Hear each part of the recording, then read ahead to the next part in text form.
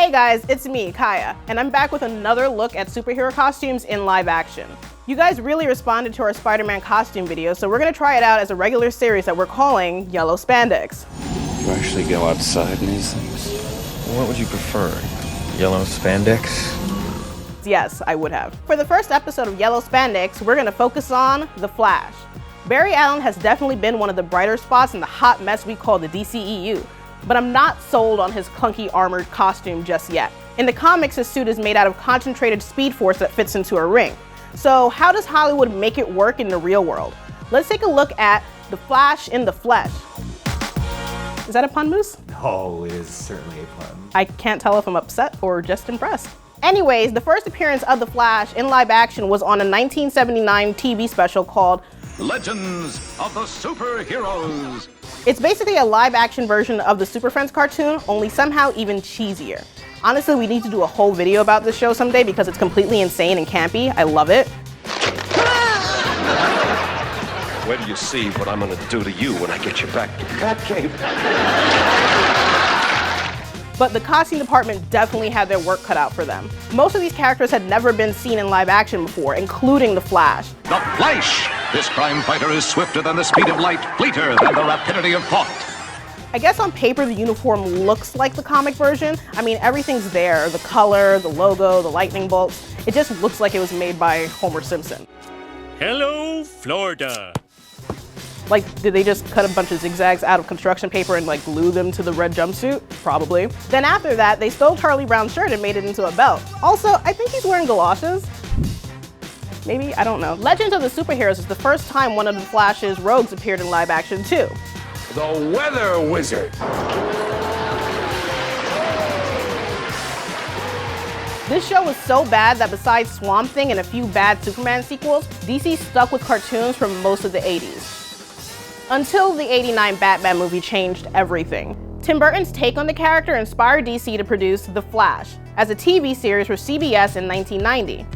It only lasted one season, but the show's not that bad. And the suit was completely awesome. They used Barry Allen as the Flash, even though in the comics he'd be dead for like another 20 years.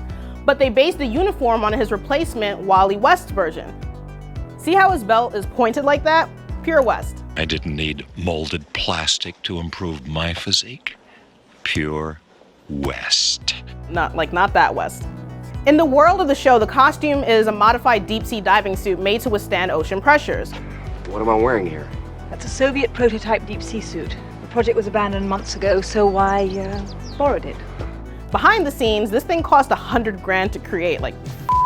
It's made of latex treated to look like spandex stretched over muscles, but I think they kind of went crazy with the bodysuit underneath because the Flash is ridiculously, like, jacked. Don't get me wrong, John Wesley Ship is in great shape, but this uniform makes him look like Brock Lesnar. Moose is so happy every time there's a WWE superstar. We did get some more rogues for the first time. That's Captain Cold in the Sick Duster. I guess it's better than a parka, but he just looks like Steve Martin to me. Like, I literally just thought it was Steve Martin.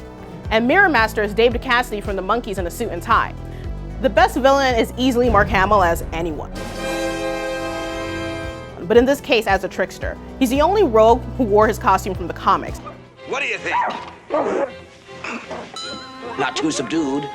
And he was so great in the role that he played the same character in the Justice League cartoon and the CW Flash series. I just love the continuity. He plays a trickster, the Joker for years. Luke, I just need a whole video on Mark Hamill being everything good in the world. What do you say, hon? Feeling the old electricity tonight? Moving on. We'll come back to the CW Flash, but we first gotta mention the failed Justice League of America pilot from 1997. This was an attempt by CBS to make superheroes and sitcoms, because that's such a great idea. I'm just really focused on my career right now. Ooh, that is one of the things that you said you looked for in a man. Just think if Friends featured the world's greatest superheroes instead of a group of caffeine addicts. It's based on the more comedic Justice League International era from the comics. The Flash costume is okay. I'm not a fan of how the bolts on his head are so close to his eyes. Overall, it's just plain spandex with a logo on it, but at least, you know, it resembles his logo. Moving on, we've got Smallville.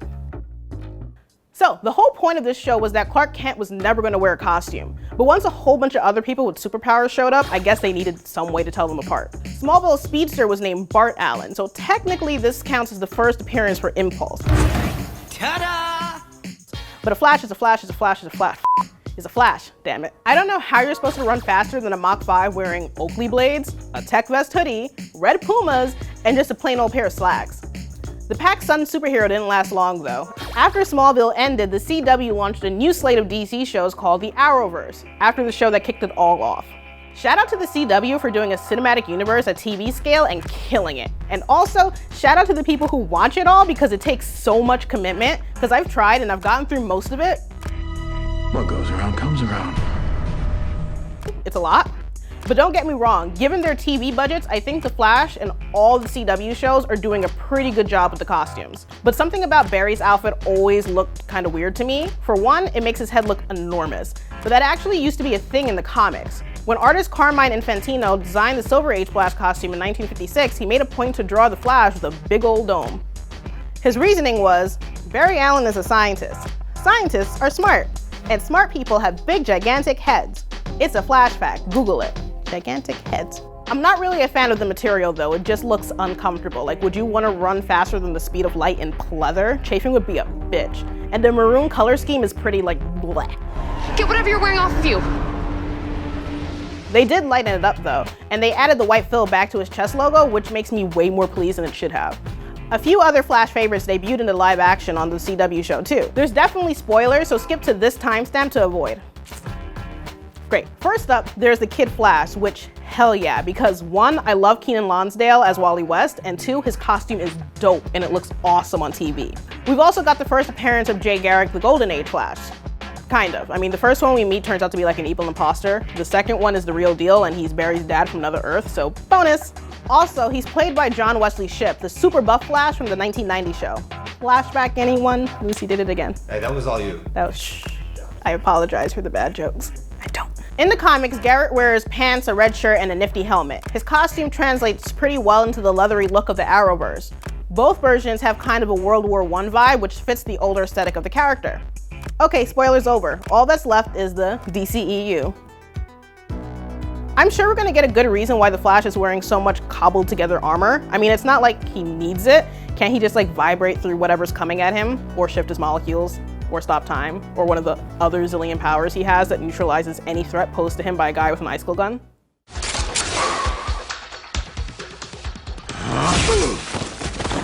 It looks kind of busy, like his crazy armored suits from Injustice, but it fits the DCEU aesthetic for better or worse.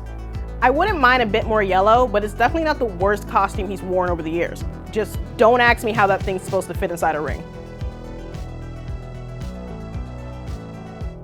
Hey guys, I'm Kaya, and thanks for joining us for the first official episode of Yellow Spandex. If you like this episode and the Spider-Man episode, let us know who you want us to cover next. Until then, like, comment, subscribe. I gotta run.